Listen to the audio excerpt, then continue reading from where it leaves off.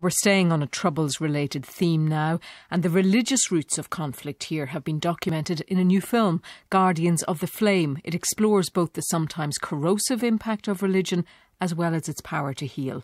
The film's producer, Johnny Clark, is here in studio. Johnny, you're welcome. It's great to be here. And thank you for coming in. The name of the film, Guardians of the Flame, where did that come from? Shortly before my dad passed away in 2004, he gave me a book, The Dignity of Difference, by, at the time, the Chief Rabbi, Jonathan Sacks. And I was struck by a quote, I think I always remember it. It said, "Religion is like fire, and like fire it warms, but it also burns, and we are the guardians of the flame." And so that kind of idea that we have a responsibility to enable our faith to be something that heals and transforms rather than something that builds walls and at worst, creates wars. And you speak to a number of people in the film about all of this, but you focus on three people who suffered grievously during the conflict: Eugene, Reavie, Alan Mcbride and Beryl Quigley. Will you briefly tell us a little bit about them? Yeah, well, they suffered over 3 decades. Eugene Reavie's 3 brothers were shot dead in 1976 in the White Cross shootings. They were watching Celebrity Squares in their living room, and gunmen came in and riddled their bodies with bullets. Beryl Quigley, her husband Bill McConnell, was shot as he was going to work in front of Beryl and their young daughter, 3-year-old daughter at the time. He was a prison governor. He was a prison officer, yeah. And Beryl's very powerfully speaks about her commitment to forgive. Even when the men were released from prison as part of the Good Friday Agreement, she wished them well and hoped they get on with their lives. And then finally, Alan Mcbride, whose wife was killed in the 1993 in the Shankill bombing, of course. And Alan has spoken very publicly about that. And one of the things the film looks at is forgiveness, and that all 3 of those particular victims probably have different approaches to it, but all in some way are really living out a life of forgiveness in the sense that they are seeking reconciliation, they're seeking peace. They wish the perpetrators of violence against them well. They're not looking for vengeance. They just long for truth. They long for reconciliation. And that's something that can bring great hope. And in different ways, faith inspires them in their journey. We're going to hear from 2 of them. We have a clip from all of them, but I want to play these 2 first of all. Eugene Reavie, at the graveside of his 3 brothers. That's where you spoke to him for part of this film. And as you say, they were killed by loyalists at their White Cross home in 1976. And this is Eugene. On the night that my brothers were shot, my father prayed for them when we were in the house, and he says they need their prayers more than our boys, because someday they're going to have to answer to their maker. And my mother, she used to light a candle for them every morning. She'd have a whole row of candles along. There was always a candle here, and that was for the people that murdered our sons. And that's extraordinary, isn't it? Yeah, I couldn't almost believe it when I heard Eugene telling that story about a mum who, on the night that her 3 sons were shot, 2 of them died that day, 1 died a month later. On the night, she lit a candle for the people that pulled the triggers, and she continued to do that every day for the next 30 years. And that's... we need to hear those kind of stories, I mean, I think in this country, I moved here when I was 9 years old in 1984 from New Zealand. I've lived here most of my life. I think in many ways we want to move on. We don't want to think about the past.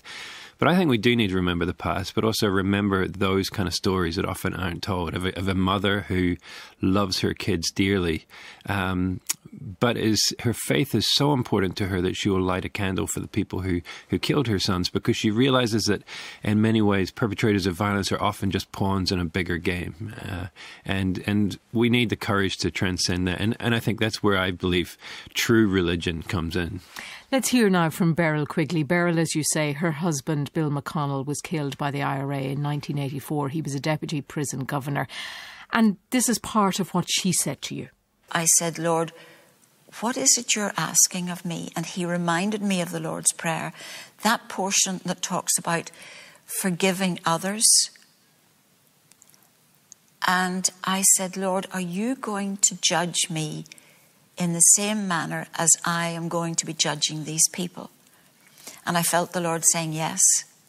What are you going to do?" And I said, "Lord, I'm going to choose to forgive because I want to stand before you faultless in as much as I can.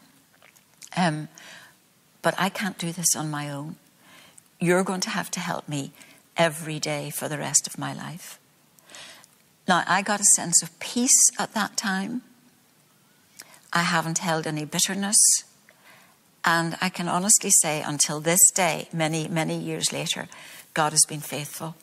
He has allowed me to walk in a place of grace and forgiveness.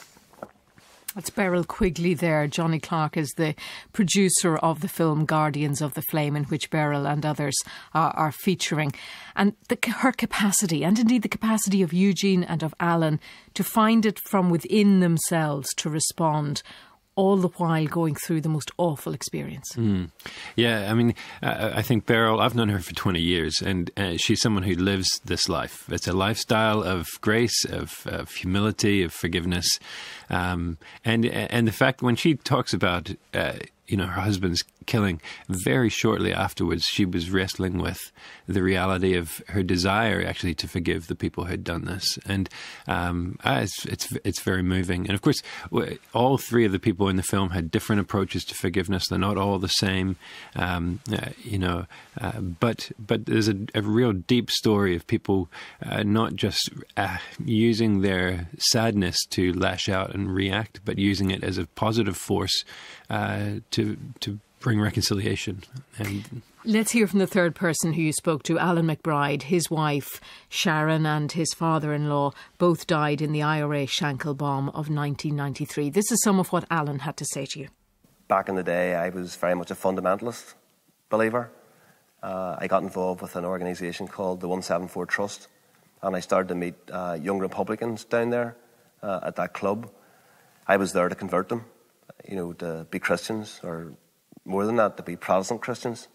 But I think it was them that ended up converting me, where I was able to see from their perspective, how Catholics in general were discriminated against by essentially, a Protestant unionist state. I had many, many friends, kids, young people that came into that club that I knew and got to know very, very well, and I got to have real sympathy and real empathy for their situation. And I saw things happen that as a young Protestant growing up in the West End, I would never have believed could happen in terms of how they were treated, for example, by the British Army. That's Alan Mcbride there. And Alan, of course, Johnny, is someone who has dedicated his life to reconciliation since that awful day.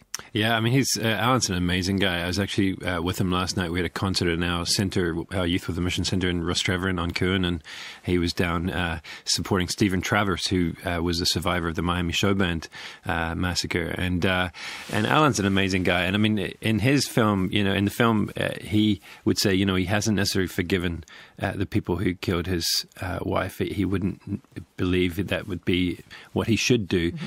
But at the same time, he would say he wishes them well. He hopes that they move on with their life.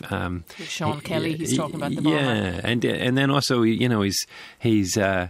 talks about how he met a Republican a couple of years later with a loyalist, and the two of them, the three of them went out for drinks, and his effort to build a friendship with a former member of the Republican movement. And so in a way, I think part of what we're trying to show in the film, that forgiveness looks different for different people. And I think the key thing is you live a lifestyle of it. And for all of us, I suppose, and was ultimately what we're trying to get across in the film is, can we live lifestyles of moving towards the other, moving towards those who may have hurt us, and instead of the easiest thing in the world, it's easier to make a new friend than heal a broken relationship. And I think on the micro levels of our family and church relationships to the bigger issues of Protestant, Catholic, and them and us, peace walls and all that, at every level, certainly people of faith should be the ones leading the way in saying we want to reach out with forgiveness. And what role does faith, does religion? I mean, we clearly heard it from Beryl's contribution there, her conversation with God about her need to forgive and her willingness to forgive and the difficulties involved in that. But for the others, is their religion very important to them? I think in different ways. I think we weren't. It's not the film is trying to be universal. We'd love anyone to be able to watch this film, whether they have faith or no faith, and to be moved and inspired by it. So I think all the three of them probably are at different places in their faith, but in some way, certainly Eugene's mum is someone who's deep Catholic faith caused her to light a candle every night for the people who killed her kids. Alan in a different way, and Beryl in a different way. I mean, I think Moses went up a mountain and God gave him the 10 Commandments. In the New Testament, Jesus goes on the Mount of Beatitudes and comes with a different set of commandments. And he says, you've heard it said, love your friends, hate your enemies, but I say love your enemies, turn the other cheek. And Jesus, I think, gives us clear commandments. They're not take it or leave it things for people of faith. I think they're as clear as Moses' 10 Commandments. And I think that's not to say it's an easy thing, but it's a work that actually we're called to do as humans. Why did you go to the Benedictine monastery in Rostrevor? Different reasons. Firstly, I live in Rostrevor, so it's handy. The Benedictines, I think, are incredible. Brother Thierry, Father Mark, the others there are amazing people who really, I think, embody this message more than I think anyone I know. And Father Mark is just someone who grew up in North Belfast. And I think that one of the ways I describe it in the film is that we need sometimes third spaces. And a monastery like that with monks devoted to prayer, devoted to welcoming everyone that comes to their monastery as they would welcome Jesus, get to kind of embody what the future should look like. My friend Father Jerry Reynolds from Clonard Monastery died a few years ago. At his funeral, they said Father Jerry was someone that came from the future. And sometimes when I look at the Benedictines, in a way, they look like they're from 500 years ago in these old white robes. But in another way, their attitudes and outlook on life is almost like they're coming from the future. They're not stuck in the mire of modern day politics and Stormont and polarization. They're living in a it's kind of almost otherworldly, beautiful place, but their feet are on the ground, And we can hear a very profound contribution to your film was given to you by Father Mark Ephraim. We've all suffered in Northern Ireland from all sides and over hundreds of years. And the suffering of one has been succeeded by the suffering of others. We had a brother who died in our monastery in the Holy Land, Frère Alain. He died in the 1990s. And Frère Alain, on his deathbed, a Jewish doctor said to him, I can't understand you dying of cancer so young. How do you? You're not angry. How do you? And Frère Alain wrote, and it's with his handwriting, I can see it written, suffering gives us no rights.